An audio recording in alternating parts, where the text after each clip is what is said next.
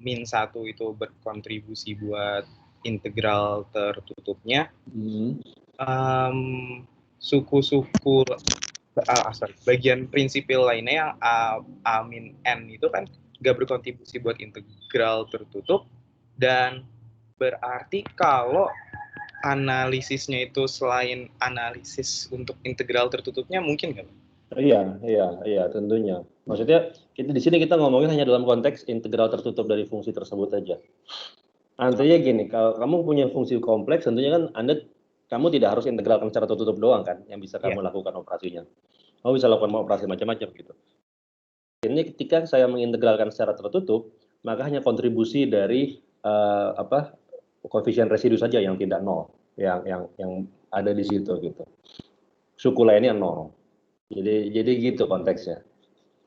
Tapi ya tentunya mereka berkontribusi. Kalau misalnya kamu turunkan, kamu derivatifkan, pasti ada sukunya gitu kan. Kamu integralkan secara tidak tertutup juga ada sukunya gitu. Itu aja. Ya. Silakan, ada lagi yang mau bertanya sebelum kita mulai. Saya mau tanya, Pak. Iya, silakan. Ini siapa? Alfian ya? Alfian, Pak. Iya. Ya kan kemarin pas ngitung integral itu kan kita ubah dari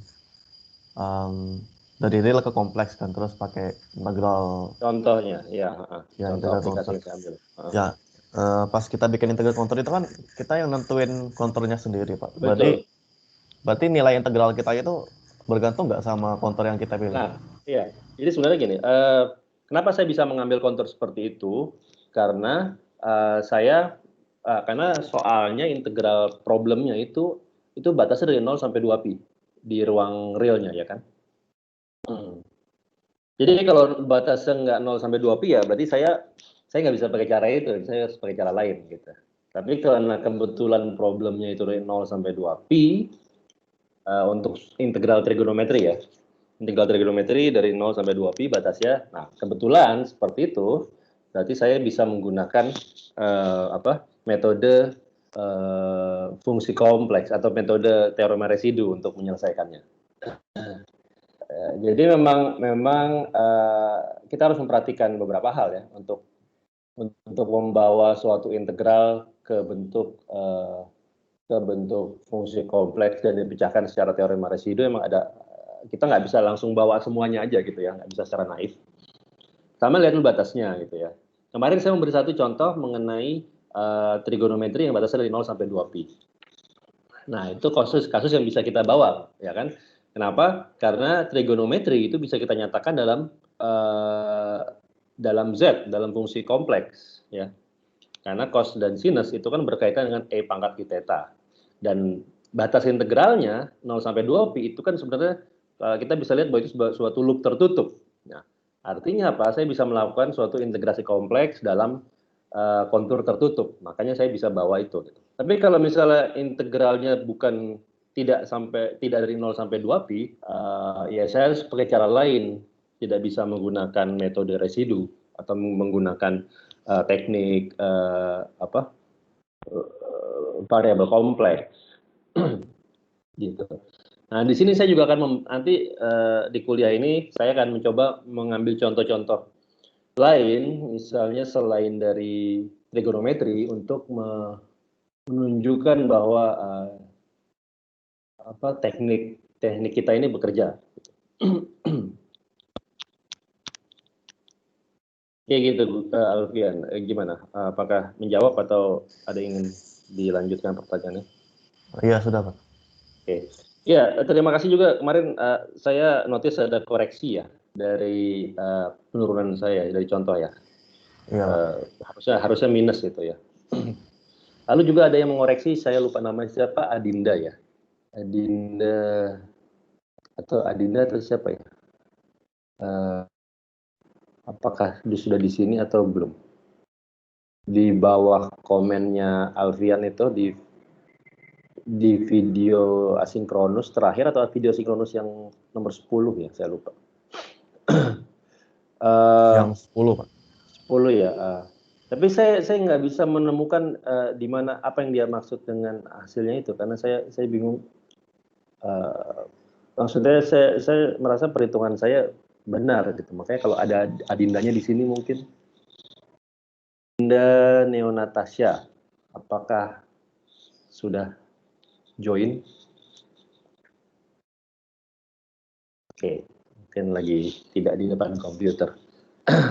Ya, nanti kalau misalnya dengar tolong saya di ini ya diklarifikasi, maksudnya itu hasil ini seperti apa yang dikoreksi kemarin. Oke, ada pertanyaan lain? Ada pertanyaan lain berkaitan dengan video kita sebelumnya? Mungkin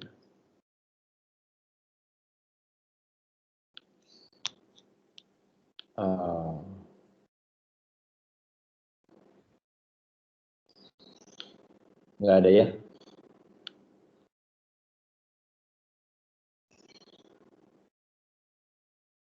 Oke, ini saya lagi cek. Ya, ini video yang dikoreksi. Oke, ada pertanyaan lagi? Mungkin saya sembari men-share ini aja ya, men-share apa?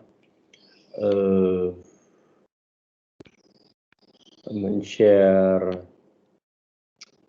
board-nya.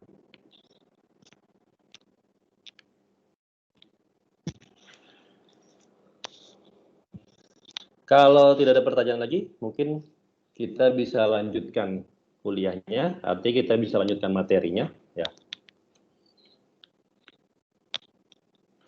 Baik, sekarang coba kita lanjutkan ya. Jadi kemarin saya sudah mengambil contoh integral aplikasi dari teorema residu. Ya. Sorry, sebentar.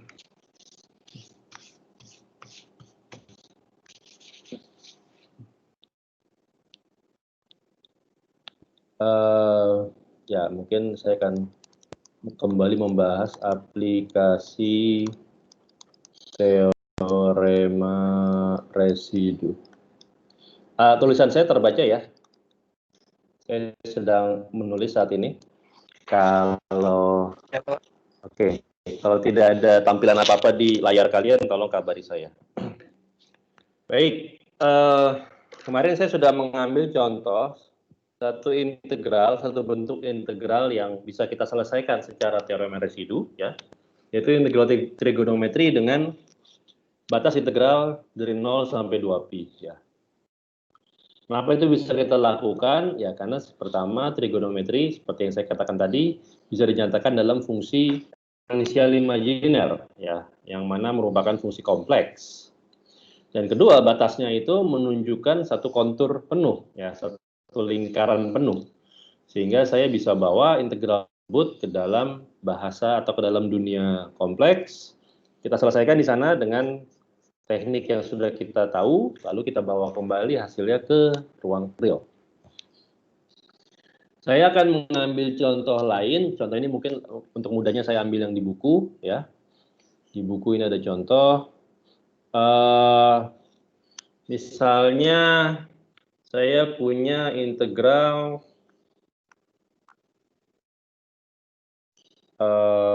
dx per 1 plus x kuadrat. Dari berapa? Dari min tak berhingga sampai plus tak berhingga. Oke. Ya, ini tulis integral yang elementari, karena Anda sudah belajar teknik pengintegralan bentuk integran seperti ini ya di kalkulus tentunya. Ada yang bisa bantu saya? Oke, sekarang ini, saya belum akan masuk ke model ke teknik teorema residu untuk menyelesaikan ini. Saya akan menyelesaikan ini secara elementer dulu, ya, secara apa yang sudah Anda kenal di kalkulus. Ada yang bisa membantu saya caranya gimana? Di kalkulus kalau Anda temu integral seperti ini, bentuk integrannya. Substitusi apa yang saya gunakan di sini? Substitusi X jadi tan. X jadi tangan ya. Dengan kata lain, maka saya saya mendefinisikan suatu segitiga ya, trigonometri. Ini theta gitu kan. Saya ambil di sini X, Sini 1 gitu ya. Maka di sini jadi 1 plus X kuadrat, akar ya. Benar ya? Akar ya. Maka di sini saya bisa nyatakan X sebagai tangen theta. Kalau X adalah tangen theta, maka dx adalah secant kuadrat theta ya. Di theta. Oke. Nah, secant kuadrat theta itu, oke, secant itu apa definisi di sini? Berarti secant itu kan adalah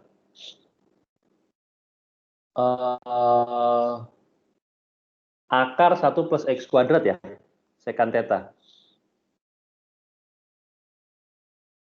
Iya, Pak. Secant theta ini kan akar 1 plus X kuadrat dari segitiga ini ya. Maka secant kuadrat berarti 1 plus X kuadrat ya. Dengan kata lain, ini adalah 1 plus X kuadrat. Tuh. Atau dx per 1 plus X kuadrat itu sama dengan hanya d theta saja. Jadi ini adalah integral theta ya. Jadi saya bisa mengubah integral di ruas kiri ini menjadi integral theta, hanya theta saja, d theta. Nah, sekarang tinggal batasnya. Batasnya apa? Kalau kita definisikan X-nya itu tangen theta, maka X sama dengan minus theta berhingga itu sama dengan theta berapa?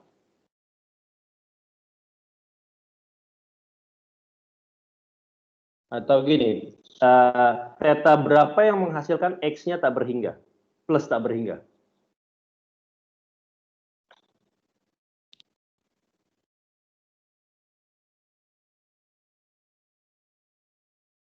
Berapa?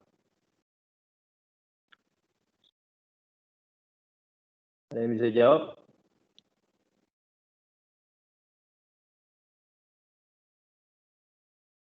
Theta berapa yang X-nya tak berhingga? Halo?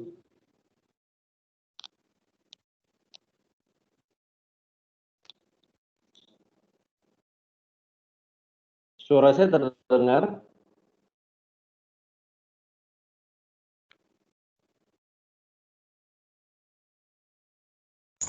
Terdengar, Pak. Oke. Halo. Ya. 90 bukan, Pak? Ya, 90. Pi per 2 ya. Iya. Berarti Anda mengintegralkan ini batas atasnya adalah pi per 2 ya. Ya, berarti bawahnya adalah berapa? Minus pi per 2 ya. Hasilnya apa ya integral ini?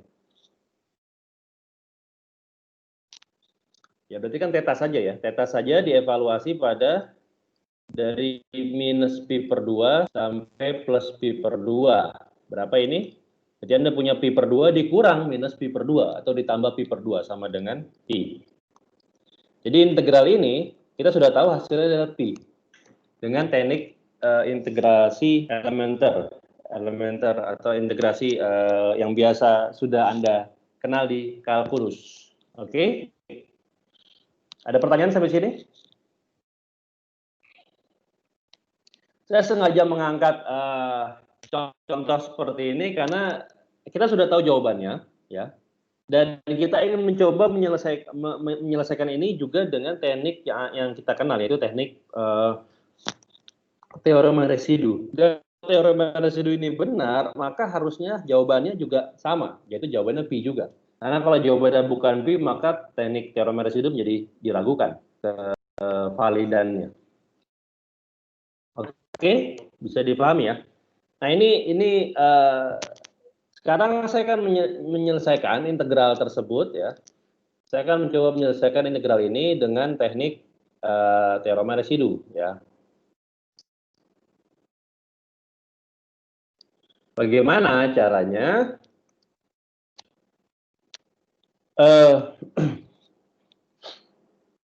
Nah, pertama ya. Pertama, kalau misalnya Anda perhatikan kemarin, ya, kalau kemarin itu maksudnya kemarin adalah contoh yang lalu yang saya berikan, Contohnya adalah integral trigonometri, ya. Batasnya dari 0 sampai 2pi. Ya.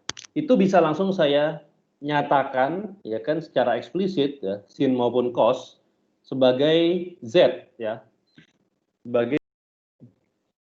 Nah, sekarang saya tidak punya integral trigonometri, saya punya integral x, ya, di mana batasnya dari minus tak berhingga sampai plus tak berhingga. Nah, jadi dengan demikian saya tidak punya padangan langsung, ya, transformasi langsung dengan z-nya. Nah, tapi yang akan saya lakukan di sini adalah saya akan, jadi gini, ini ada suatu integral yang ingin saya selesaikan. Oke, saya pending dulu, gitu. Saya pending dulu. Instead, alih-alih saya akan jauh suatu integral di fungsi kompleks atau di ruang kompleks, gini. Jadi ini saya pending dulu. Sekarang yang akan saya lakukan adalah saya ingin mengintegralkan secara tertutup kontur integral kontur dz per 1 plus z kuadrat. Oke. Nah, Anda tentunya bisa melihat kenapa saya memilih integral fungsi kompleks seperti itu, karena ini mirip seperti bentuk fungsi real yang sedang saya ingin selesaikan tadi, ya kan? Oke. Sampai sini ada pertanyaan? Nah, sekarang selanjutnya adalah apa konturnya? Apa bentuk konturnya? Ya. Nah, di sini triknya adalah Anda bebas menentukan kontur, ya. Tapi nanti mudah atau tidaknya Anda menyelesaikan problem ini akan bergantung pada kontur yang Anda pilih. Jadi meskipun Anda punya kebebasan memilih kontur, ya pilihlah kontur yang sebisa mungkin memudahkan penyelesaian problem Anda. Jadi memilih kontur di sini ini sama seperti memilih permukaan imajiner, permukaan khayal Gaussian, ya, di medan elektromagnetik, ya. Kalau Anda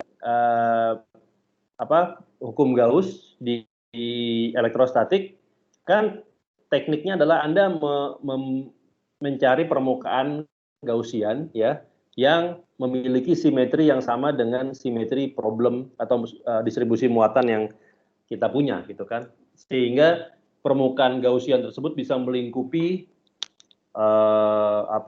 muatan yang kita tinjau. Nah, membentuk permukaan Gaussian itu kan bebas, ya. Anda punya kebebasan untuk membentuknya, ya kan. Tapi kalau permukaannya sangat rumit, sangat sulit, simetrinya tidak terlalu tampak, maka hukum Gauss tidak Anda kemudahan juga untuk menyelesaikan mencari medan listriknya, gitu. Jadi pilihlah permukaan Gaussian yang sedemikian rupa sehingga memudahkan kita menyelesaikan problem. Nah, sama di sini. Pilihlah kontur yang sedemikian rupa sehingga memudahkan kita menyelesaikan problem. Nah, kontur yang akan saya pilih seperti apa? Oke, saya akan memilih konturnya semicircle. Semicircle maksudnya apa? Saya akan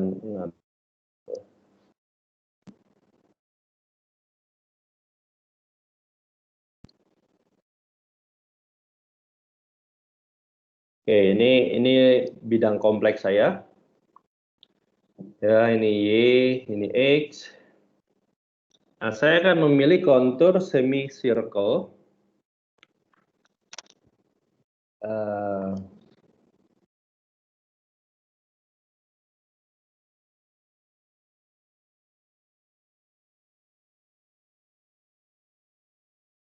Ya, mohon dimaafkan, ya. Gambarnya saya gambar sendiri ini.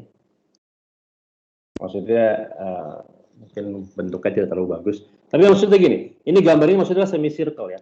Semicircle itu maksudnya adalah setengah lingkaran. Jadi Anda bisa bayangkan ini ada ini lingkaran penuhnya seperti ini, gitu, ya. Nah, cuman saya memilih konturnya seperti ini saja. Jadi saya tidak mengambil bagian bawah dari lingkarannya, ya. Ini kontur yang saya pilih. Kenapa Pak mengambil kontur seperti itu? Bebas. Ya, sekali lagi saya katakan bebas. Tapi nanti alasannya ada. Dan Anda tidak harus memilih kontur seperti ini. Anda bisa memilih kontur yang lebih rumit, ya, tentunya. Misalnya, Anda bisa mengambil kontur satu lingkaran penuh. Kenapa tidak? Oke, ini jari-jarinya saya ambil adalah row. Jari-jarinya row, berarti di sini adalah nilainya rho, di sini besar rho, di sini minus rho, gitu ya. Di sini rho. Saya ambil seperti biasa arah konturnya counterclockwise. Oke. Sampai sini bisa terdengar suara saya? Ada pertanyaan?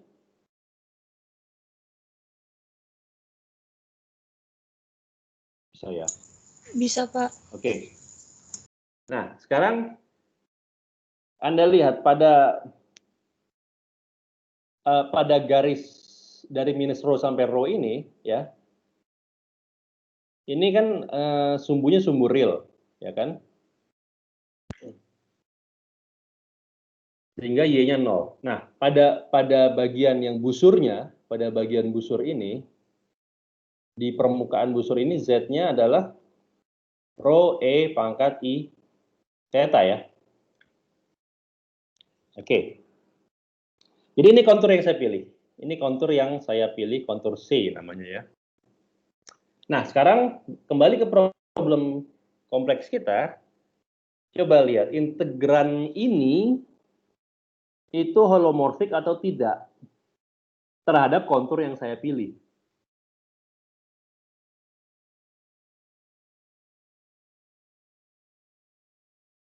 Holomorfik nggak?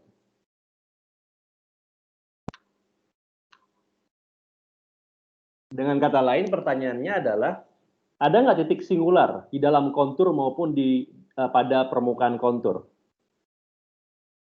dari fungsi yang saya integralkan ini?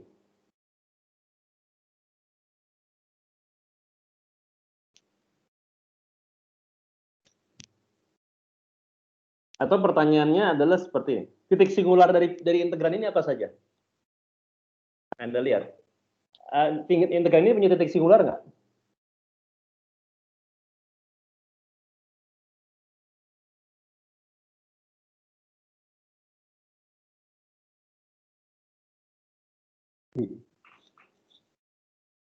Tolong dijawab aja, iya atau tidak.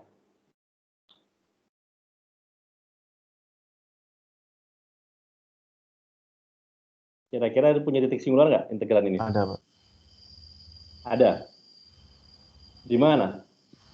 Plus minus i. Plus minus i, betul. Jadi kalau kita berbicara dalam dunia kompleks, jadi sebenarnya kalau penyebutnya itu punya penjumlahan semua, itu tidak berarti bahwa tidak ada titik singular ya, karena di dunia kompleks titik singularnya bisa kita dapatkan ya selama ada penyebutnya, yaitu Z0-nya itu adalah memenuhi persamaan ini ya. Ya kan, ya, ini kan bisa kita tuliskan sebagai Z0 plus I, Z0 min I sama dengan 0 ya. Jadi titik-titik singularnya adalah di plus dan minus I. Oke. Nah, ada ya. Ada dua titik singular di sini.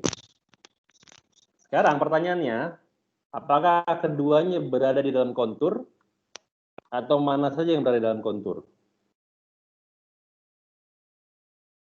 Plus I itu di mana? Plus I itu berarti kan ya kurang lebih di sini lah ya. Ini plus I. Minus I, ya berarti minusnya di sini ya. Semuanya ada di sumbu Y. Nah, mana yang ada di dalam kontur? Sorry, Plus I. ini minus I. Ini minus I ya. Hanya plus I ya. Jadi sekarang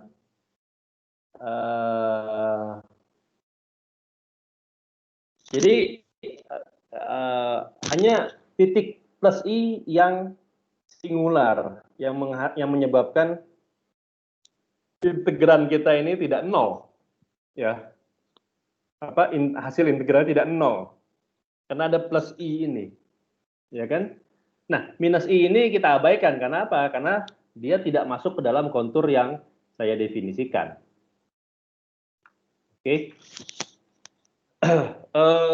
Sehingga sekarang ya berarti integral dari dz per 1 plus z kuadrat ini tidak nol karena ada titik singular plus i. Lalu berapa hasil integralnya? Ya hasil integralnya adalah sama seperti ketika kita mencari teorema residu, ya kan? Ingat kembali teorema residu kan bilang bahwa integral tertutup sepanjang kontur dari fz dz ini kan adalah 2pi dikalikan koefisien residunya kemarin apa? A ya, saya gunakan A-1.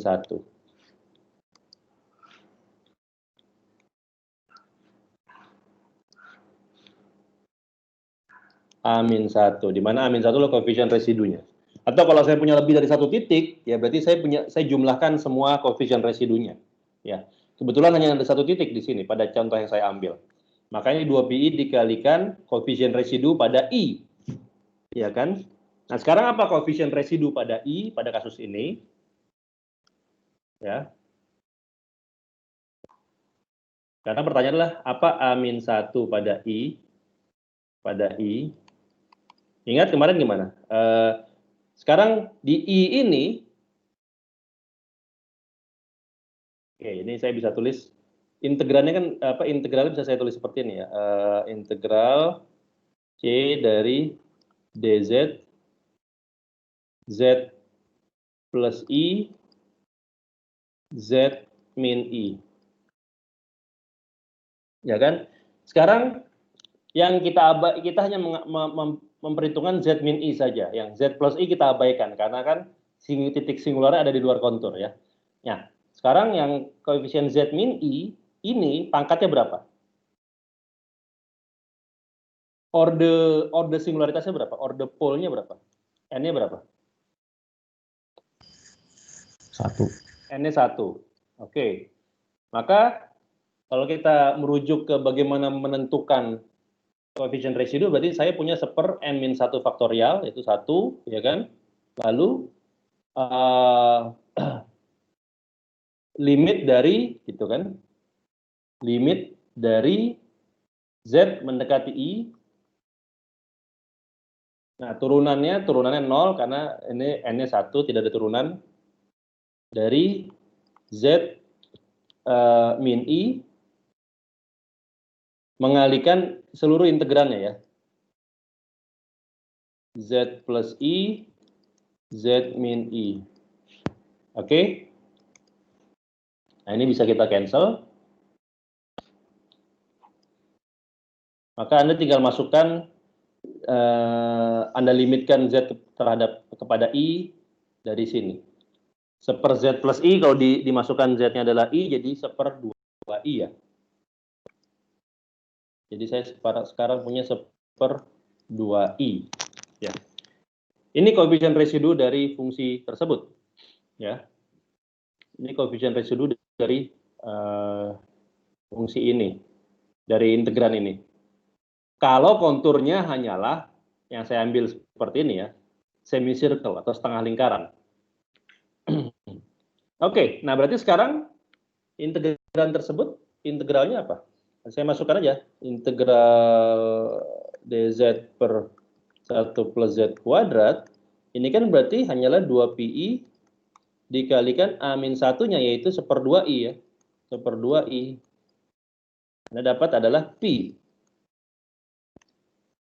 Oke, jadi integral ini adalah pi. Tapi ini belum selesai ya. Kenapa? Karena problem awal saya adalah di ruang real. Ya. Problem awal saya di ruang real, sedangkan yang saya lakukan ini di ruang kompleks ya. Jadi seolah ini seperti kita lari dari masalah yang asli, kita mencoba menyelesaikan suatu masalah yang baru. Gitu. Untuk menjawab pertanyaan asli kita, ya harus saya bawa lagi hasil ini ke ruang real. Bagaimana caranya? Nah, di sini mulai triknya ya. Triknya adalah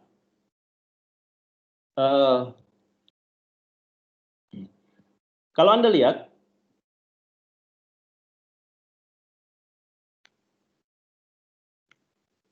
tinjau loop atau kontur yang saya buat ya. Loop ini kan tersusun atas garis horizontal dari minus rho sampai rho, ditambah integral semicircle dari rho sampai minus rho ya.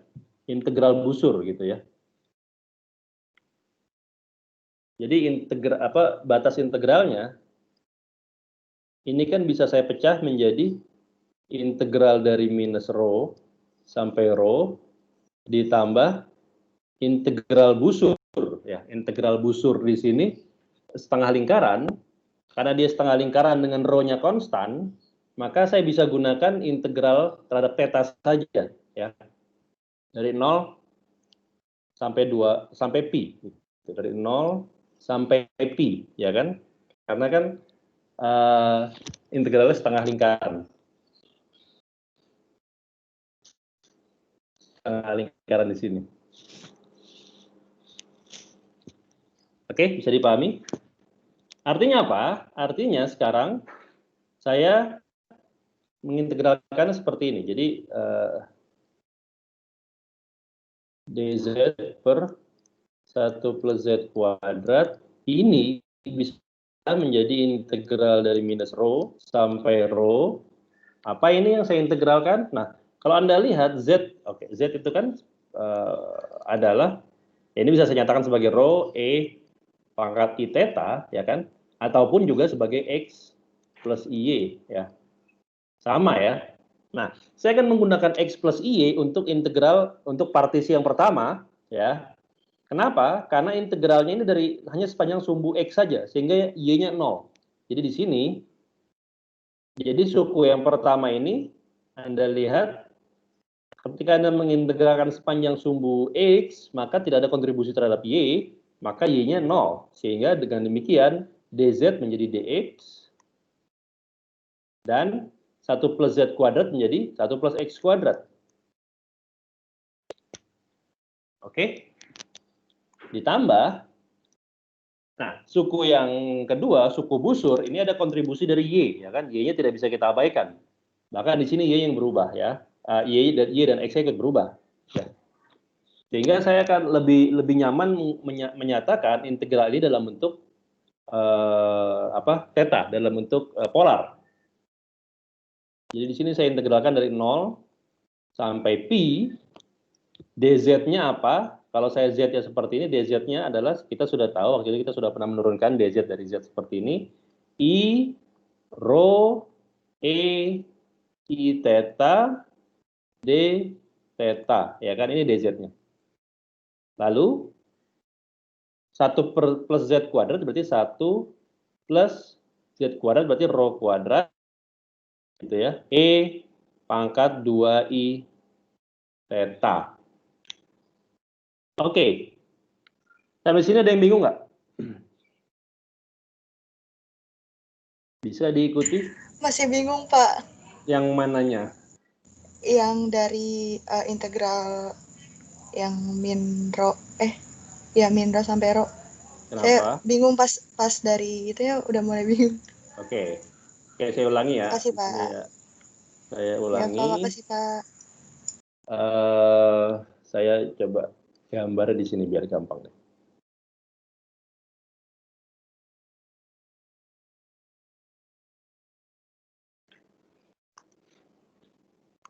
Oke.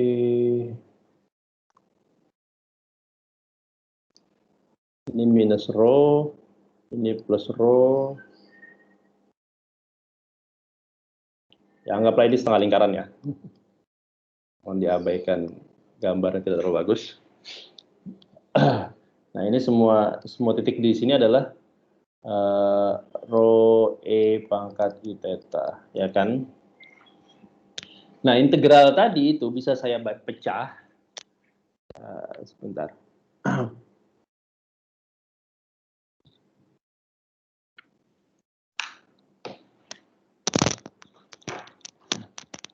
Integral ini, integral kompleks kita itu kan adalah dz per 1 plus z kuadrat, ya kan? Integral dari sini, saya integralkan ke sana, lalu saya integralkan sepanjang busur setengah lingkaran ini, kembali lagi integral tertutup ya.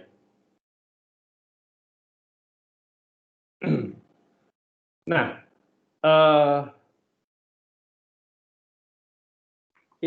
jadi saya bisa mempartisi lintasan integralnya, lintasan integrasinya. Pertama, integralnya itu sepanjang minus rho sampai plus rho, ya. Yang kedua, dari rho mengikuti busur setengah lingkaran ini kembali ke minus rho lagi. Jadi di sini integralnya saya ambil setengah lingkaran, ya.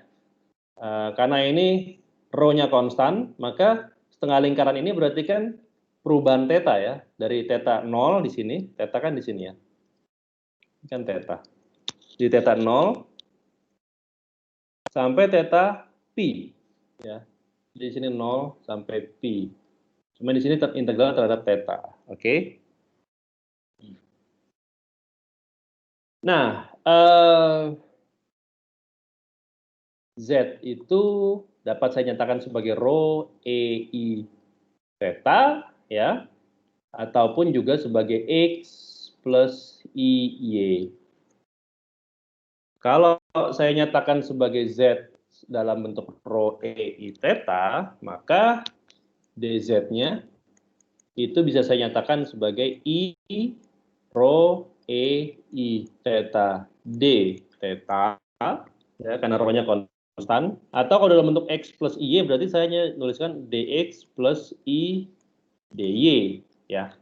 Sama, ekuivalen, ya. Lalu apa lagi? Oke. Ya, ini sekedar ininya. Oke, jadi saya ingin mengintegralkan tadi kan, saya mengintegralkan ini dz per 1 plus z kuadrat, ya. Nah, ini bisa saya partisi menjadi sepanjang minus rho sampai rho, ya. Jadi ini saya integralkan dari minus rho sampai rho. Oke. Nah, tapi kalau Anda integralkan dari minus rho sampai rho sepanjang sumbu X ini, maka tidak ada kontribusi Y, ya. Tidak ada kontribusi Y, maka Y-nya di sini 0.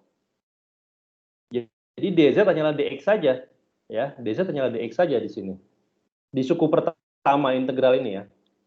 Dan z kuadrat hanyalah x kuadrat saja, karena ya kan di sini kan di sepanjang garis horizontal ini Y-nya 0. Nah, ini sumbu Y, ini sumbu Z.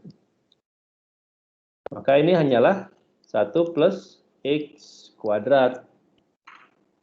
Nah, lalu saya lanjutkan lintasannya dengan ini. Oke.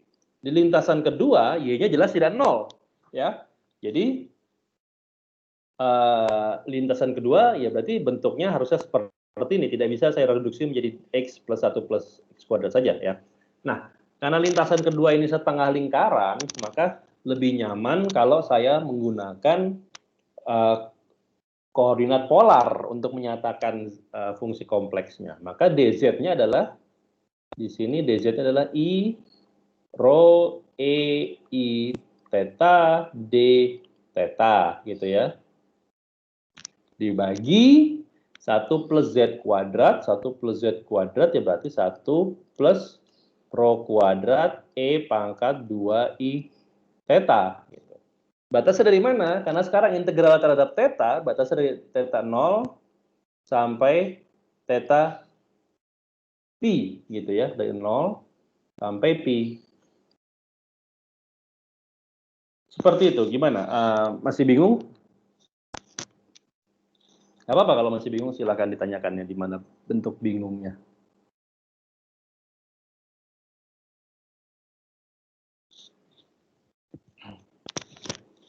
Gimana? Masih bingung? Masih? Udah nggak terlalu, Pak. Oke, nggak terlalu. Baik.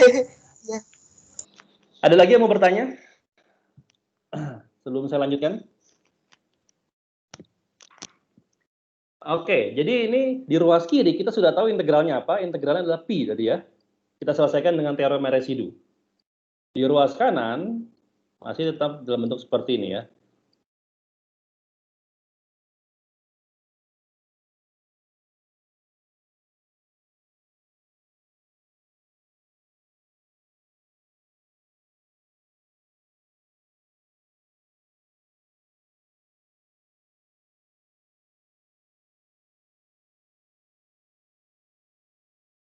Oke. Ya, inilah hasil integral kita di ruang kompleks. Ya, ini hasil integral kita di ruang kompleks dari problem integral tertutup sepanjang kontur dz per 1 plus z kuadrat.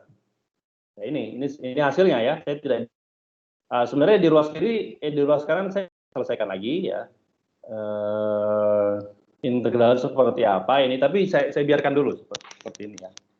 Tapi gini, kenapa sih tadi kita masuk ke ruang kompleks? Karena kita ingin menyelesaikan integral di ruang real ya kan. Integral original kita kan adalah ini.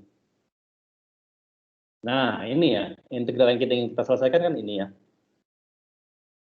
Lalu tadi kita kesampingkan dulu, alih-alih kita meninjau integral yang mirip tapi di ruang kompleks. Kita sudah selesaikan hasilnya dengan teorema residu, dan kita bisa pecah, kita partisi integralnya seperti ini. Lalu apa? Lalu yang akan saya lakukan sekarang, kan saya harus menyelesaikan integral original tadi kan, problem awal kita harus kita selesaikan. Caranya gimana? Caranya adalah saya mengambil limit kedua ruas, jadi saya ambil limit kedua ruas gitu ya. Limit apa? Limit rho mendekati tak berhingga, untuk kedua ruasnya. Anda lihat di ruas kiri, saya tarik limit rho mendekati tak berhingga untuk konstanta pi. Ya. Tapi konstanta pi kan tidak mengandung rho, jadi limit ini jadi trivial, jadi sama saja pi. Di ruas kanan, saya mengambil limit rho menjadi tak berhingga, maka batasnya menjadi minus tak berhingga sampai plus tak berhingga. X per 1 plus X kuadrat. Di suku kedua, oke, saya ambil limit seperti ini dulu ya. Limit rho mendekati tak berhingga, dari 0 sampai pi integralnya, ini semua ya, I rho E I theta per 1 plus rho kuadrat E 2I theta D theta. Nah, sekarang coba perhatikan suku terakhir ini ya, suku kedua di ruas kanan. Di pembilangnya ada rho, di penyebutnya ada rho kuadrat. Oke? Sehingga kalau Anda ambil limit rho mendekati tak berhingga atau rho sangat besar, maka suku di suku kedua ini akan reduksi menjadi ya artinya ini menjadi reduksi atau sebanding dengan I rho E I theta per rho kuadrat E pangkat 2 I theta. Jadi penyebutnya satu ini bisa diabaikan karena rho-nya menjadi sangat besar ya. Rho-nya menjadi sangat besar ya, berarti ini cancel ya kan. Dan kalau saya ambil limit dari rho mendekati tak berhingga, maka integralnya akan 0 ya. Integralnya akan menuju ke 0. Jadi pada limit rho mendekati tak berhingga, maka suku kedua ini akan menuju 0. Sehingga saya hanya punya suku pertama saja yang survive, dan Anda lihat suku sama seperti integral awal yang saya tinjau ya, yang saya ingin cari solusinya. Dan di sini dengan teorema residu kita bisa lihat bahwa hasilnya adalah pi. Ini sama dengan hasil yang kita peroleh secara integral elementary, ya kan?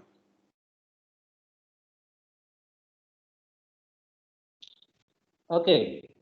Jadi di sini saya menunjukkan bahwa berarti teorema residu memang memberikan hasil yang tepat ya. Asal kita bisa memilih dia selalu memberikan hasil yang tepat.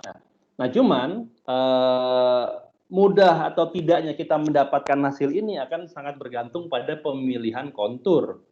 Ya, pemilihan kontur yang tepat akan sangat memudahkan integral kita.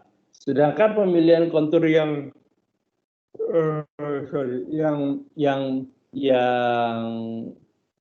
berbelit-belit atau tidak terlalu tepat justru akan menyulitkan perhitungan kita. Ya. Jadi triknya di sini pemilihan kontur. Dan Anda lihat bahwa hasilnya sama ya dengan hasil yang kita dapatkan secara elementer. Jadi ini minimal membuktikan kebenaran atau minimal menunjukkan bahwa teorema residu ini bisa kita gunakan ya untuk menyelesaikan integral-integral yang sulit diselesaikan secara elementer. Ini saya sengaja mengambil contoh bentuk integral yang memang sudah ada jawabannya secara elementer ya. Untuk mengecek apakah hasil yang kita dapatkan dengan teorema residu itu memang benar atau enggak gitu. Karena kalau misalnya integral yang belum ada jawabannya di bentuk elementer, ya saya nggak bisa meng-cross check kan, saya tidak bisa mengkonfirmasi hasil yang saya dapatkan ini benar apa enggak. Tapi sekarang saya bisa mengkonfirmasi hasilnya sama ya, sama-sama pi. Cuma ini didapatkan dengan teorema residu dengan fungsi kompleks. Kalau yang sebelumnya saya menggunakan substitusi trigonometri. Oke, sampai sini ada pertanyaan? Ini contoh yang saya berikan.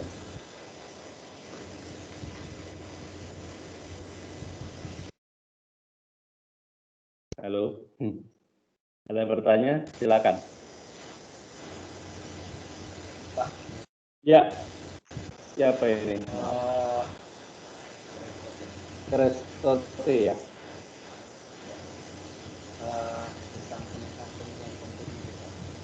Suaranya agak kurang terdengar, bisa dikeraskan?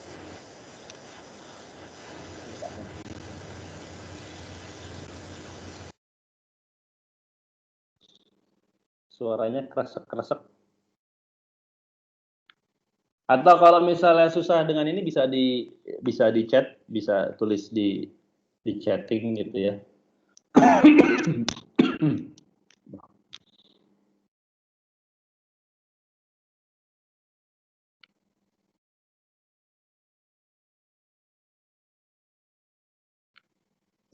Halo Pak, Silakan. ingin nanya tadi Pak tentang pemilihan konturnya. Ya. Bagaimana cara kita kayak meraba-raba begitu yang mana kontur yang diinginkan soal atau yang lebih mudah di soal begitu? Ya memang ini memang triknya di situ ya, triknya di situ. Saya sendiri tidak punya teknik formalisme yang sistematis untuk memilih kontur. Sama seperti Anda meninjau kasus hukum Gauss ya. Kita harus minimal ya coba-coba ya mengambil kontur, dalam hukum Gauss mengambil permukaan Gaussian yang tepat, gitu. Tapi ya maksud saya adalah dengan sering berlatih, dengan sering terpapar dengan problem-problem yang serupa, Anda akan terlatih untuk mengambil kontur yang tepat. Sebenarnya gini, nanti saya akan tunjukkan bahwa saya bisa menggunakan lebih dari satu kontur untuk satu problem yang sama dan hasilnya akan sama. Jadi sebenarnya jangan terlalu khawatir bahwa bagaimana kalau kontur yang saya pilih salah. Gitu. Jadi sebenarnya tidak ada kontur yang salah, yang adalah kontur yang memudahkan atau kontur yang justru membuat lebih rumit gitu ya. Tidak ada kontur yang salah. Selama konturnya tertutup, itu bisa dihitung sebagai suatu kontur gitu ya. Saya sambil mengambil contoh di textbook tentang pengambilan kontur.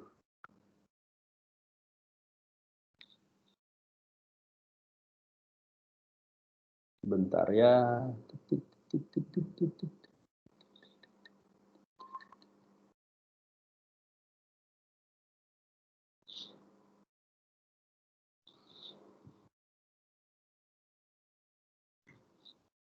Oke,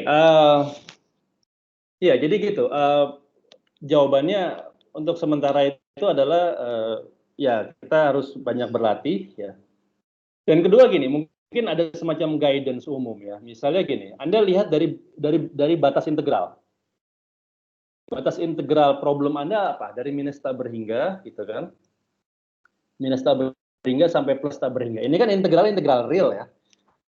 batas dari minus tak berhingga sampai plus tak berhingga. Artinya, kalau Anda mau bawa bentuk ini ke dalam teknik kompleks, maka ya ini kan batas integral real, maka Anda nanti di ruang kompleks Anda akan mengambil limit ya dari minus tak berhingga sampai plus tak berhingga, dari minus x sama dengan tak berhingga sampai x sama dengan plus berhingga, x sama minus tak berhingga sampai x sama dengan plus tak berhingga. Maksud saya seperti itu gitu. Nah, umumnya bentuk-bentuk seperti itu akan dimudahkan kalau kita mengambil konturnya setengah lingkaran, gitu ya.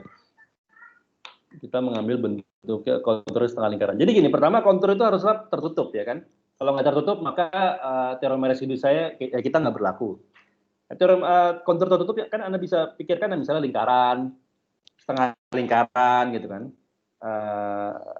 Ya Anda bebas membuat kontur-kontur sembarang ya, tapi kan lalu kalau Anda bikin konturnya sembarang, tidak punya simetri, ya Anda nggak akan bisa menyelesaikan juga nanti gitu kan.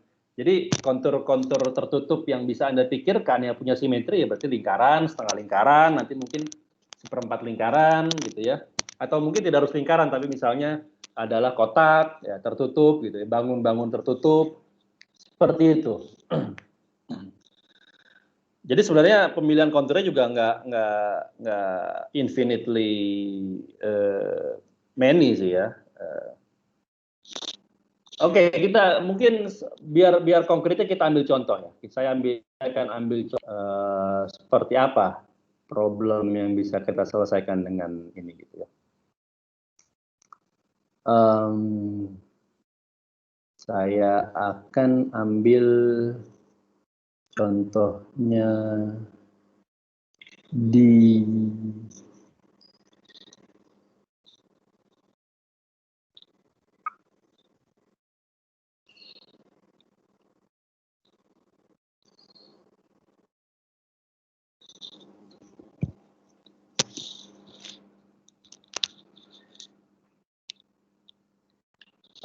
sebentar, saya ambil coba lihat di buku.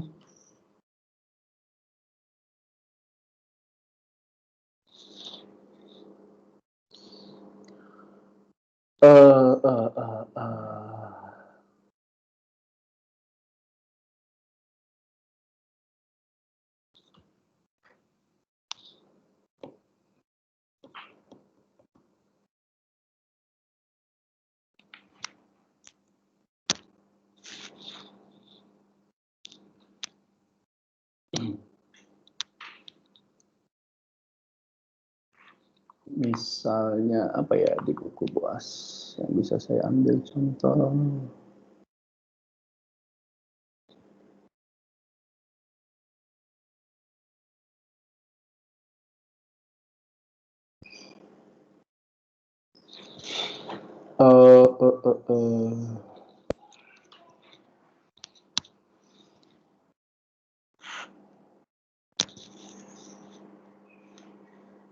Oke, misalnya saya punya bentuk seperti ya, kalau misalnya Anda punya batas integralnya dari minus tak berhingga sampai plus tak berhingga, ya jadi gini, teorema residu ini juga tidak bisa sebagai suatu teknik sapu jagat ya, artinya sama seperti teknik-teknik integral yang lain ya, dia hanya bisa menyelesaikan beberapa bentuk integral tertentu ya, jadi kita tidak juga bisa mengharapkan bahwa semua bentuk integral itu dapat kita selesaikan dengan teorema residu ya, itu tidak bisa juga. Nah, bentuk integral seperti apa yang bisa diselesaikan oleh teorema residu?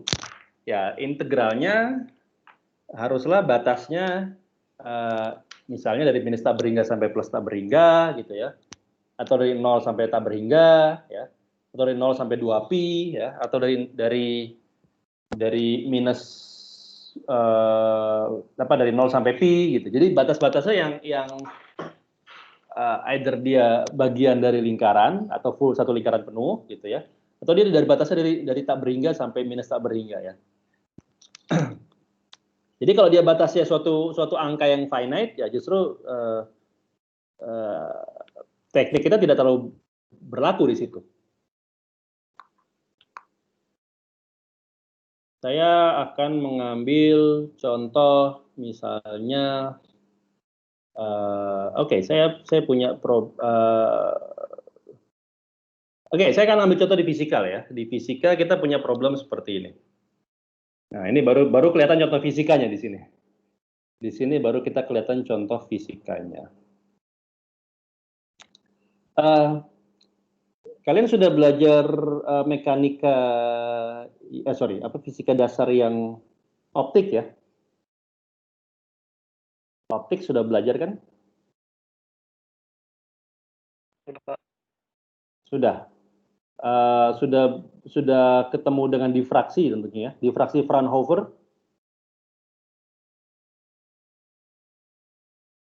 Pernah dengar difraksi Fraunhofer?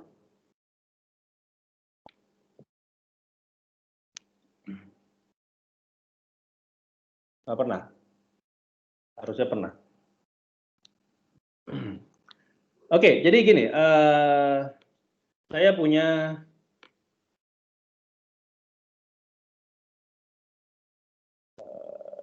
sini misalnya saya punya difraksi, problem difraksi gitu ya. Maka di sini difraksi Fraunhofer. Anda punya celah difraksi gitu kan?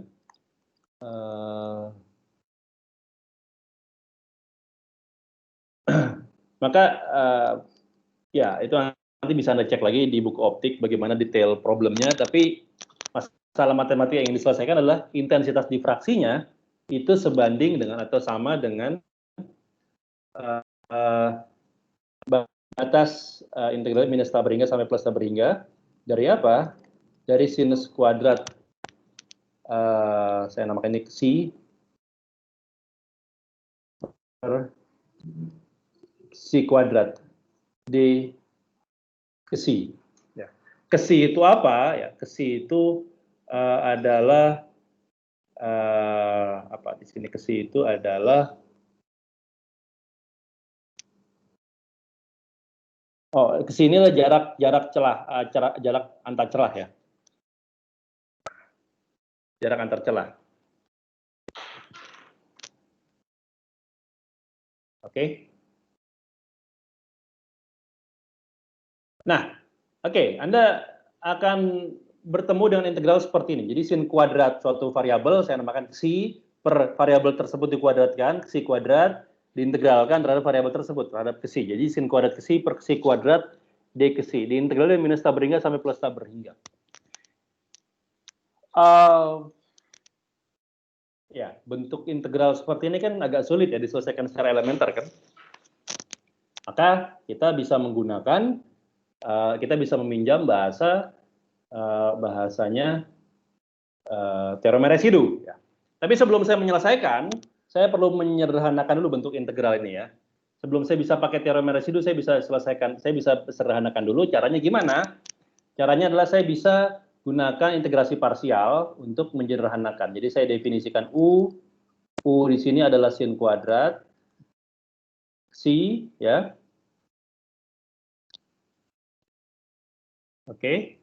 Dan V-nya saya mengambil dV-nya di sini. dV-nya adalah ya berarti seper Xi kuadrat. Oke. Kalau U-nya sin kuadrat, maka DU-nya apa? DU-nya berarti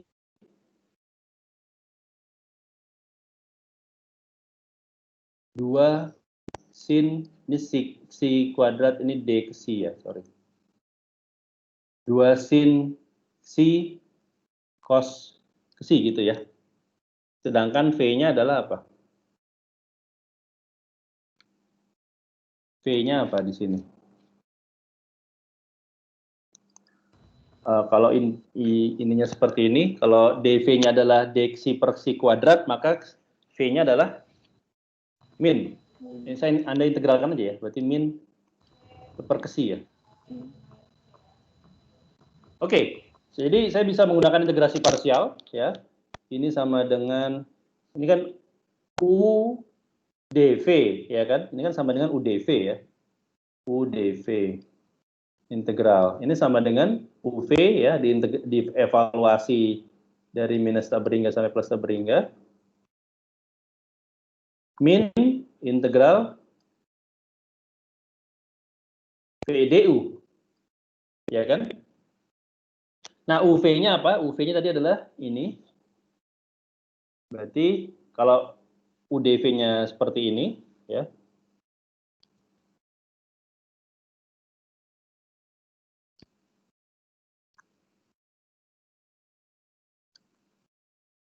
Min tak berhingga sampai plus tak berhingga. Nah, ini maka UV-nya adalah min sin kuadrat psi per psi dievaluasi dari minus tak berhingga sampai plus tak berhingga. Yang Anda lihat, kalau ambil limit psinya tak berhingga, ini kan 0 ya. Minus tak berhingga juga 0 kan. Jadi cukup ya. Minus VDU. V-nya berarti min, jadi plus VDU. DU-nya adalah, berarti saya punya integralnya, integral sin kuadrat. Wait, sorry. Iya, benar ya. Ini sin kuadrat. Oh, bukan. Maaf. V-nya adalah sepersi. DU-nya adalah ini ya, 2. Maka saya punya 2 sin psi cos psi d. Sorry, di sini ada d psi ya. D psi per psi, gitu ya.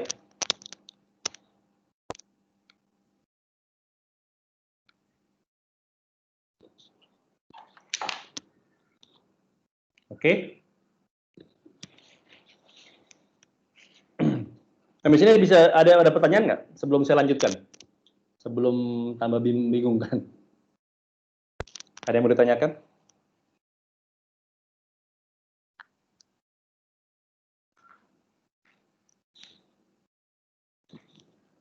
Nggak ada? Oke. Baik, kalau nggak ada, berarti saya lanjutkan. Berarti suku pertama ini 0. Suku kedua, jadi ini tinggal jadi suku kedua ya. Jadi integral sin kuadrat psi per psi kuadrat d psi ya dari minus tak berhingga sampai plus tak berhingga ini sama dengan ini kan tadi saya tulisnya jadi menjadi integral. Nah, 2 sin psi cos psi ini kan adalah sin 2 psi ya. Per psi d psi. Nah, jadi saya bisa mengubah integral ini menjadi integral seperti ini. Ini lebih mudah diselesaikan ya. Meskipun susah juga kalau batas dari minus tak berhingga sampai plus tak berhingga. Tapi memang ini batas yang diberikan oleh fisika ya. Fisikanya mensyaratkan batasnya dari minus tak berhingga sampai plus tak berhingga. Nah, itulah maka kita butuh teknik matematika untuk menyelesaikan bentuk ini. Nah, sekarang kalau saya lanjutkan lagi mengubah variabelnya dari saya definisikan X adalah 2 psi. Oke, X adalah 2 psi, maka ini jadi sin X, ini ada setengah dari dx, ini ada setengah X, gitu kan. Maka dengan mengubah variabel yang lebih lanjut, maka saya bisa mengganti integral ini menjadi sin X per X menjadi dx, kan setengahnya cancel ya. Nah, tapi batas integralnya sekarang,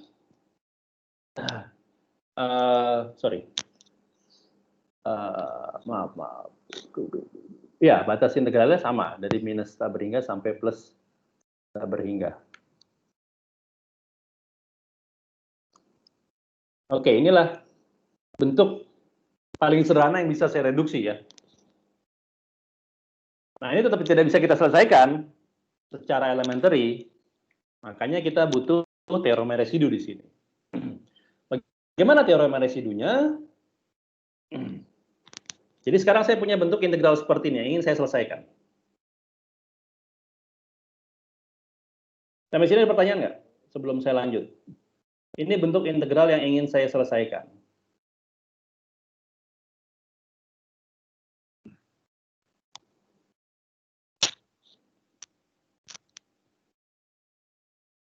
Nggak ada yang mau bertanya ya?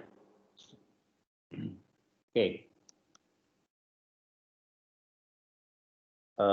Jelas suara saya? Kayaknya belum Jelas, Pak. ada pertanyaan. Pak. Oke, jelas. Good. Ya, nggak apa-apa. Sekarang, sekarang saya akan mengubah integral ini menjadi sama seperti tadi. Saya pending dulu, saya sisihkan dulu ini, saya kesampingkan dulu. Sekarang alih-alih saya akan meninjau suatu integral di ruang kompleks yang mirip, yaitu sin Z per Z.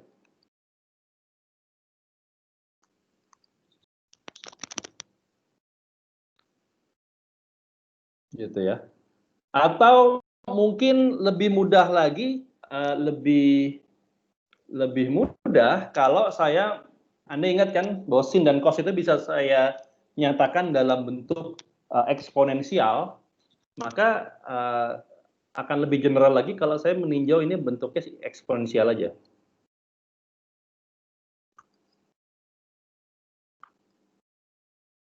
Eksponensial IZ.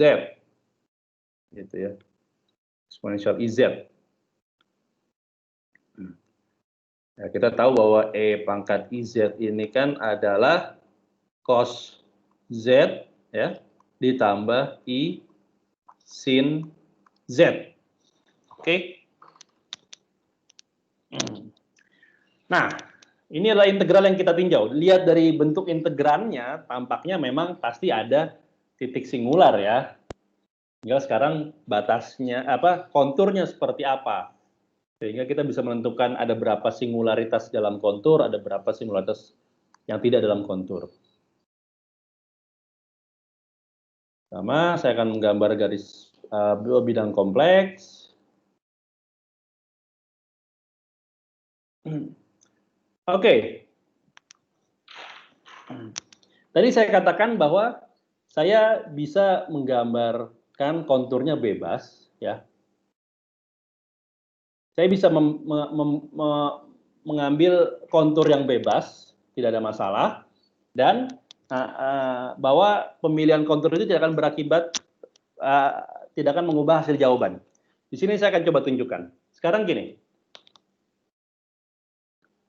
Sekarang Anda lihat, titik singular ini di mana? Di Z sama dengan berapa?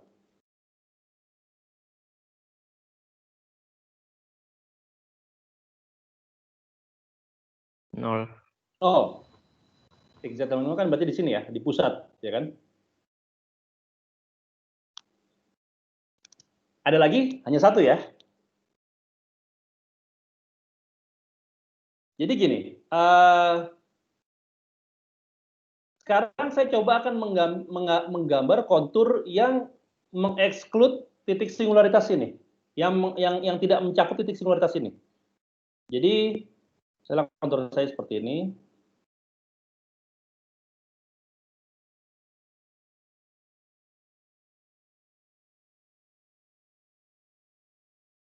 Nah, ini kayak semacam setengah lingkaran seperti tadi, mungkin kurang jelas ya kalau pakai warna ini.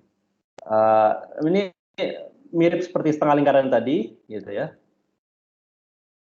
Tapi sekarang ada semacam cekungan di mana saya mengeluarkan titik Z sama dengan 0. Karena Z sama dengan 0 itu kan tepat di permukaan ya, di permukaan setengah lingkaran, kalau saya gambar setengah lingkaran. Ya kan?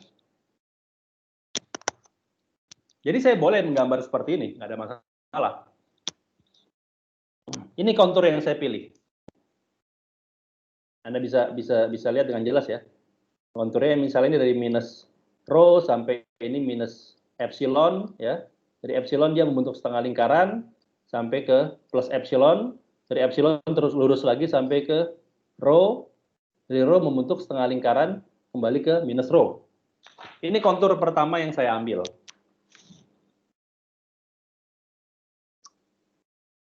Artinya apa? Artinya sekarang integral saya terhadap kontur ini punya titik singular nggak?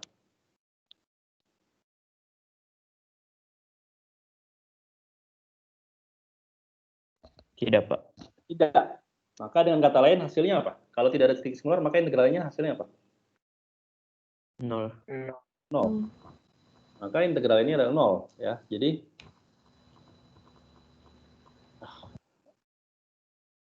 integral ini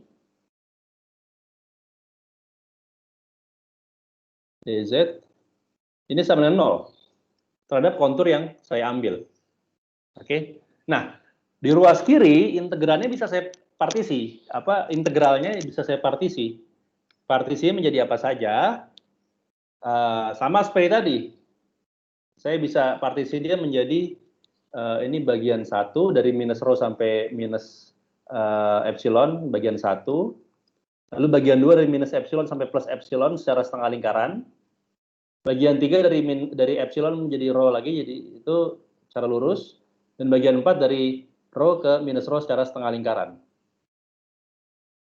Oke.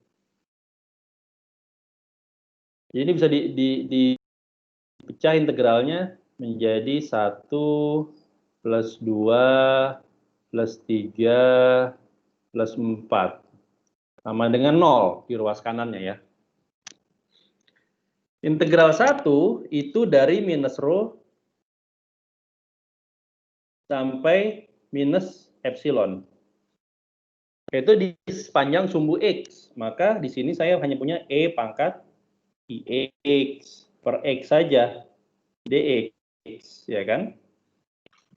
Nah, integral 2 itu dari Anda lihat arah konturnya itu kan dari kiri ke kanan. Berarti ini dari kalau saya parametrisasi dengan pi, maka dari pi sampai 0 ya. Jadi ini konturnya dari pi sampai 0. Apa itu? Ya saya ganti saja dengan z-nya dengan theta dengan itu ya.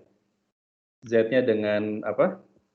Z kan bisa saya ganti dengan oke, jari-jari di sini adalah epsilon berarti epsilon E pangkat I theta gitu ya di sini. Saya ambil di sini ya.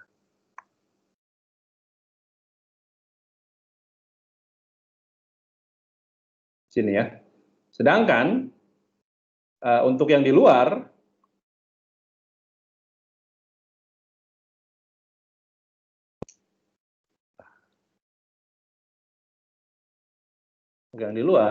saya bisa mengambil z-nya sama dengan rho E pangkat I theta, ya kan?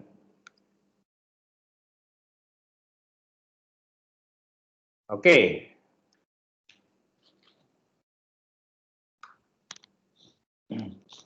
Nah,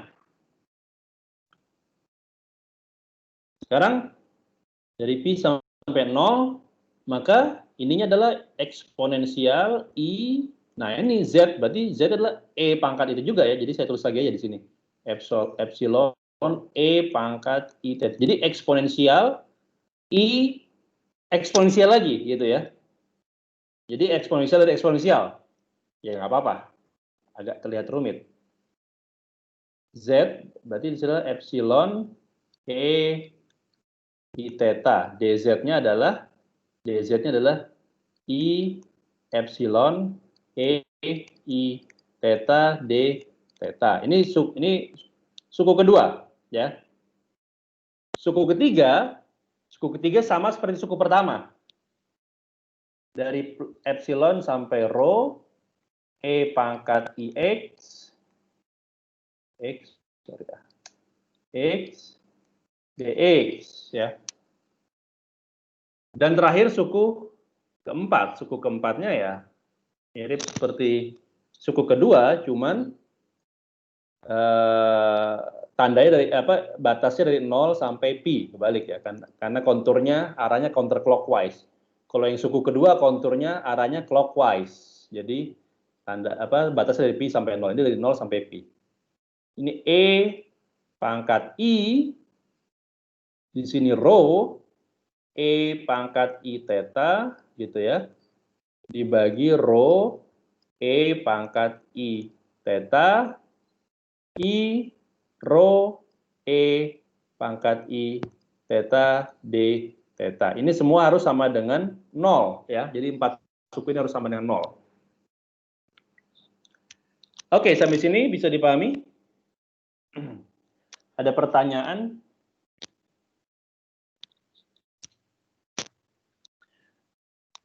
Iya. Jadi dengan integral tersebut kita dapat hasilnya adalah 0 dengan teorema residu, dan integral tersebut dapat saya pecah menjadi 4 suku ya. Saya partisi menjadi 4 suku.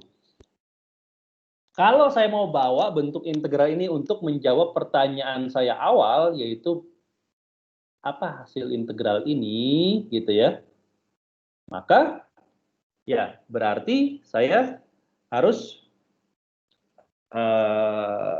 ambil limit ya. Ambil limit apa? Di sini saya ambil limitnya epsilonnya mendekati 0 dan rho-nya mendekati tak berhingga, sama seperti tadi ya. Jadi di sini saya akan mengambil limit epsilon yang mendekati 0 dan rho-nya mendekati tak berhingga. Ya. Epsilon yang 0 artinya maka cekungan ini akan menutup gitu ya, menutup, dan rho-nya mendekati tak berhingga, atau ini akan menjadi sangat panjang ya. Kalau limit ini yang saya ambil, maka di ruas kiri saya punya integral dari minus tak berhingga sampai 0 gitu ya. E pangkat I X per X dx. Ya, saya biarkan dulu seperti ini ya. Ditambah, nah, langsung aja saya ambil limit ya. Kalau misalnya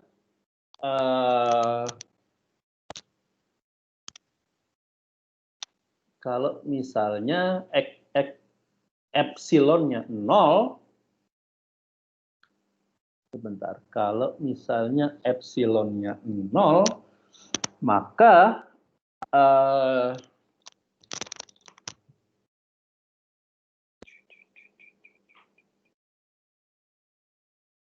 sebentar, saya bingung.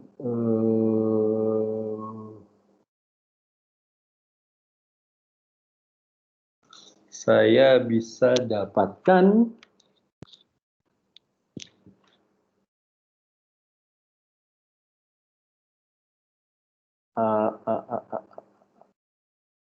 oke, ya. Apa yang saya lakukan? Nah, ini suku kedua ini kan ini cancel ya. Gitu ya. Jadi ini cuman integralnya saya ambil limit eksponensial E pangkat I epsilon. Epsilon saya ambil 0, maka jadi E pangkat 0 ya. Jadi integral ini dalam limit tersebut itu tereduksi menjadi integral pi sampai 0 dari I d theta saja ya. I d theta saja. Ini suku kedua. Suku ketiga, ya suku ketiga ini kan batasnya dari 0 sampai tak berhingga gitu ya. E pangkat IX per X dx. Nah, sekarang suku keempat ini juga ada cancel. Ini cancel ya. Nah, kalau saya ambil limit rho-nya mendekati tak berhingga, nah ini agak ini ya. Kalau saya ambil limit rho-nya mendekati tak berhingga, maka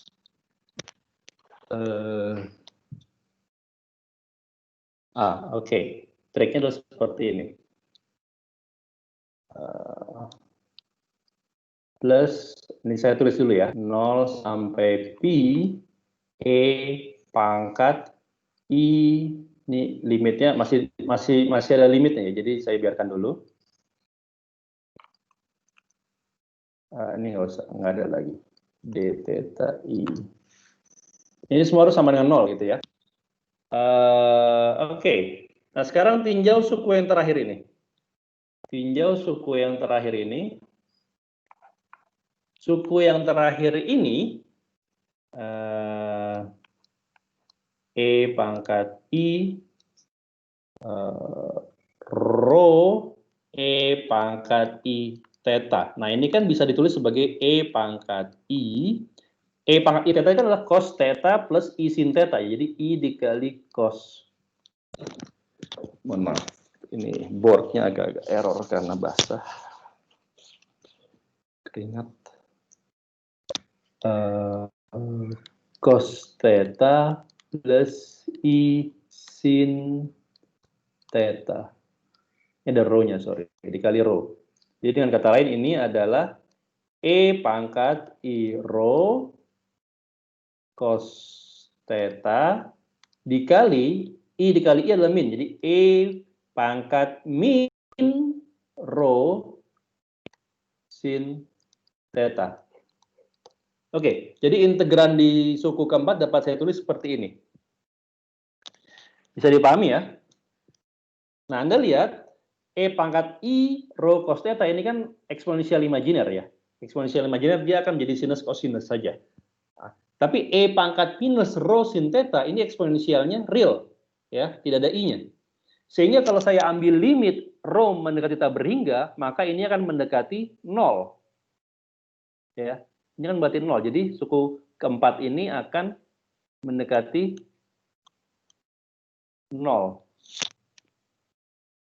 Suku keempat akan mendekati 0. Seperti itu ya. Di sini bisa dipahami? Jadi akhirnya adalah, maka dengan mengambil limit tersebut, saya punya, jadi tinggal 3 suku yang survive ya. Suku pertama dan suku ketiga bisa langsung saya gabungkan aja.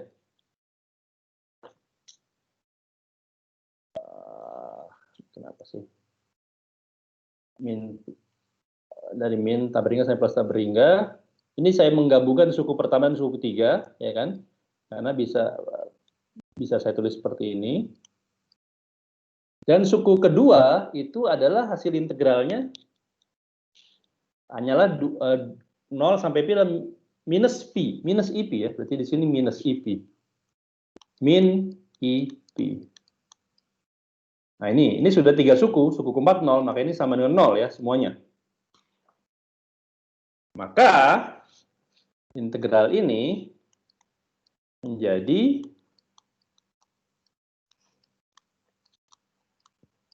sama dengan IP. Ini bentuk integral. Ini belum selesai karena yang kita cari adalah sinus.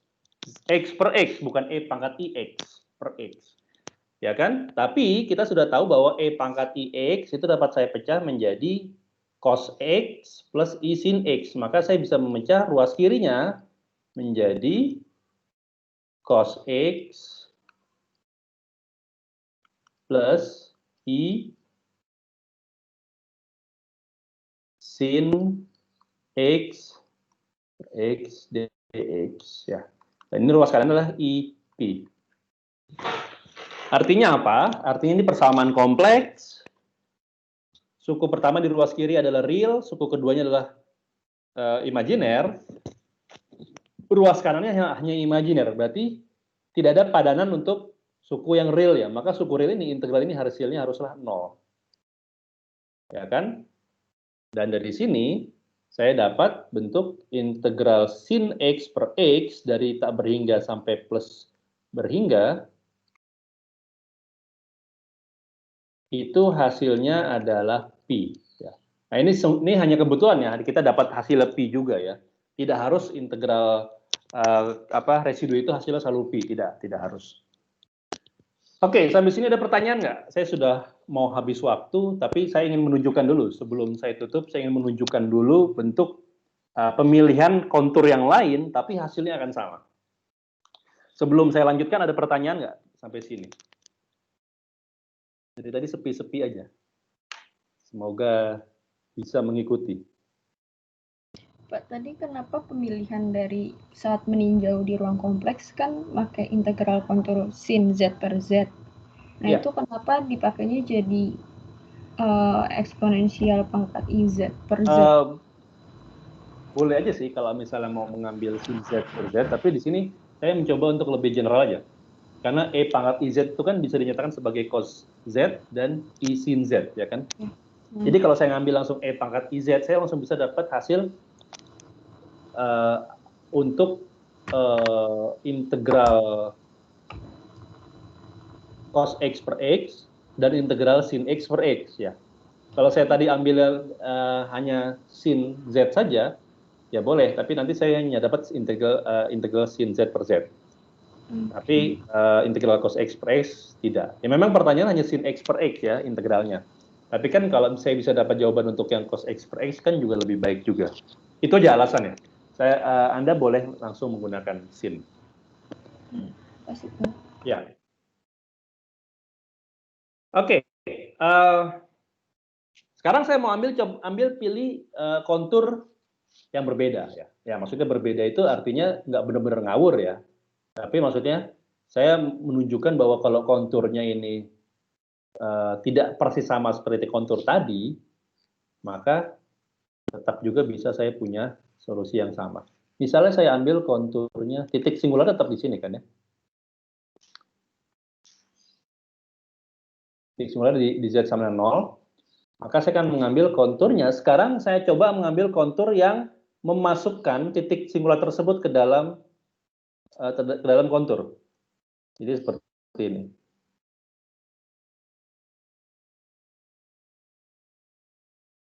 Ini terutama min rho, ini min epsilon, ini plus epsilon, ini plus rho, dan ini setengah lingkaran lah ya. Beda ya bentuk konturnya kan. Yang tadi mengeksklud titik singular, sekarang menginclude titik singular ya. Oke. Bagaimana? Ya. Ada yang mirip di sini ya kan, ada yang mirip. Sekarang pertama kalau misalnya seperti ini, maka jelas integralnya nggak 0 ya.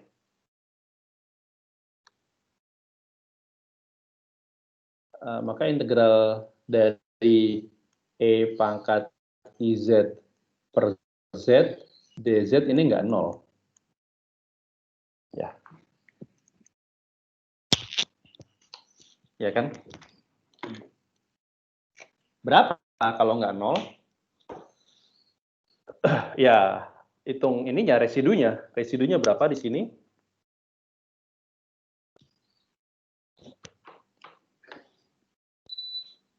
Residunya adalah kita menghitung residu di sini. Z sama dengan 0 ya. Titik singularnya adalah 0. Maka berarti sekarang A-1-nya itu adalah pangkatnya 1, ya kan? Maka N-nya 1, maka di sini tinggal limit Z mendekati 0 dari Z dikalikan integrannya. Ya. Dan ini hasilnya adalah E pangkat 0 adalah 1 ya. Jadi sekarang integralnya ini hasilnya adalah 2pi. Jadi integralnya kalau tadi kalau saya memilih kontur yang pertama integralnya 0, ruas kanannya 0 ya kan dari teorem residu. Sekarang dari teorem integralnya ruas kanannya adalah 2pi. Sama, saya bisa tetap pecah bentuk integral ini ya. Jadi integral dari minus rho sampai min epsilon ya kan. Di sini adalah E pangkat IX per X dx ya ditambah integralnya dari 0 sampai nah ini Anda lihat dari, kalau konturnya seperti ini, berarti kan dari P sampai 0 juga sama ya. Dari P sampai 0,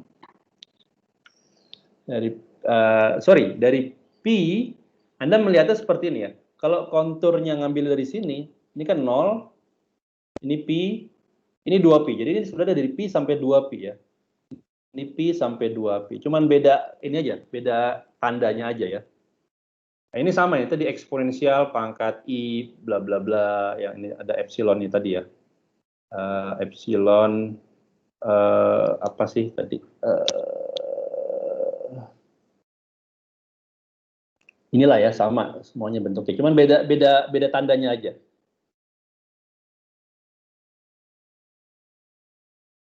Epsilon E pangkat I theta gitu ya. Tadi apa? Z-nya adalah epsilon E pangkat I theta, I epsilon E pangkat I theta, D theta. Ya kan, ditambah ini dari plus epsilon sampai rho, E pangkat IX per X, DX. Dan suku keempatnya adalah, nah suku keempatnya sama, persis sama. Dari sini ke sini itu sama aja. Jadi yang beda cuma di suku keduanya aja.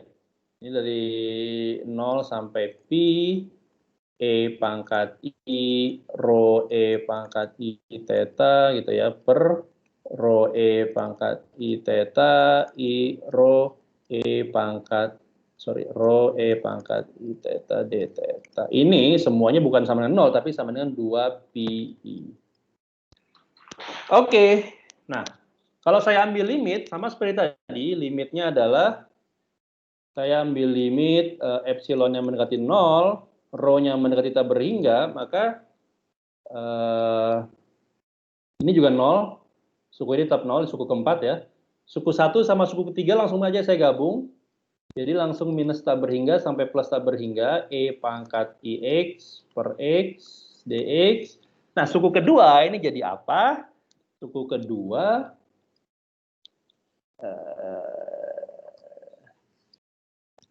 sama suku kedua ini integral, ini kan E pangkat 0 jadi tinggal 1, nah tinggal ditambah integral dari P sampai 2P I D theta. Ya, ini sama dengan 2Pi. Oke. Nah, ini berarti saya punya minus tak berhingga sampai plus tak berhingga E pangkat IX per X dx plus, nah ini adalah integralnya dari P sampai 2P itu kan berarti PI ya.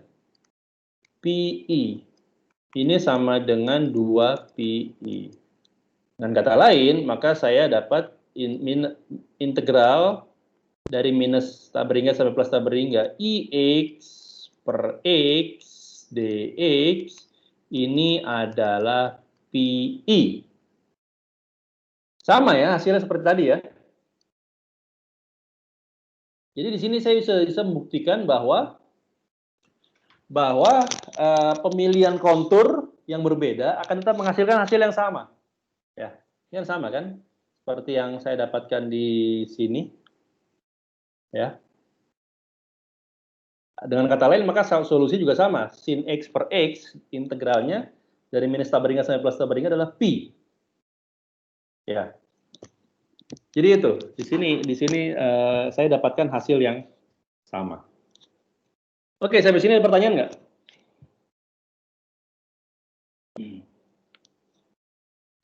Kalau nggak ada pertanyaan, mungkin saya akan tutup kuliah saya dengan ngasih PR ya. Saya sudah lama tidak memberi PR.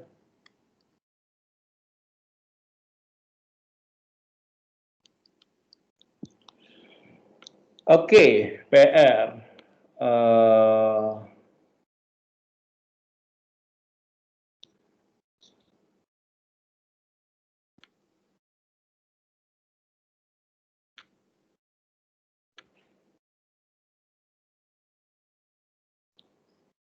Nomor 1, tentukan integral dari 0 sampai 2pi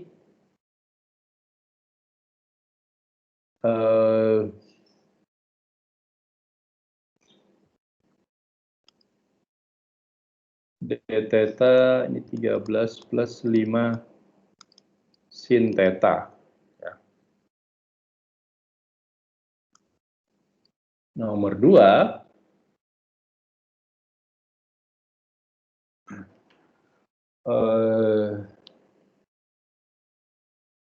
nol sampai 2pi juga. Ini misalnya cos theta d theta per 5 plus 4 cos theta. Oke.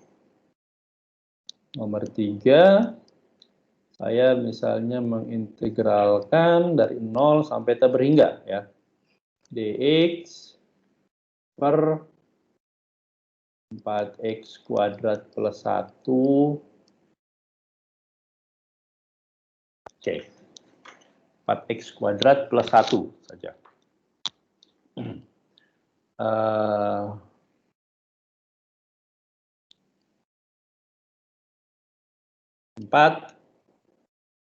integral dari minus tak berhingga sampai plus tak berhingga dx per x kuadrat plus 4x plus 5. Oke. Dan terakhir nomor 5 adalah integral dari minus tak berhingga sampai plus tak berhingga dx per 1 plus x pangkat 4. Oke, jadi saya ngasih 5 problem, tolong dikerjakan. Karena dengan ini maka saya selesaikan pembahasan di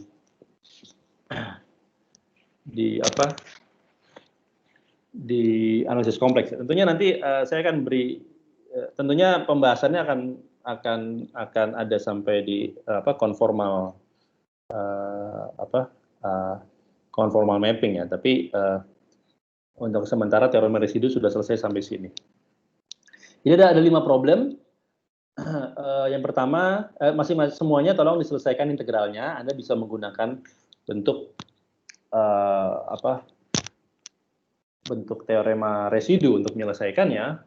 Pilihlah kontur yang sesuai. Integral yang pertama adalah dari 0 sampai 2pi d theta per 13 plus 5 sin theta. Yang nomor 2, integral dari 0 sampai 2pi juga, cos theta d theta per 5 plus 4 cos theta. Integral nomor 3 adalah integral dari 0 sampai tak berhingga dx per 1 plus 4x kuadrat. Ya. Nomor 4 adalah integralnya dari minus tak berhingga sampai plus tak berhingga dx per x kuadrat plus 4x plus 5. Dan terakhir integralnya dari minus tak berhingga sampai plus tak berhingga dx per 1 plus x pangkat 4. Oke, sampai sini ada pertanyaan? Sorry, mohon maaf saya sudah lewat jauh waktunya. Kalau tidak ada pertanyaan, maka saya akhiri sampai sini. Ada pertanyaan ya? Saya stop sharing. Nanti saya akan share juga videonya ini ya.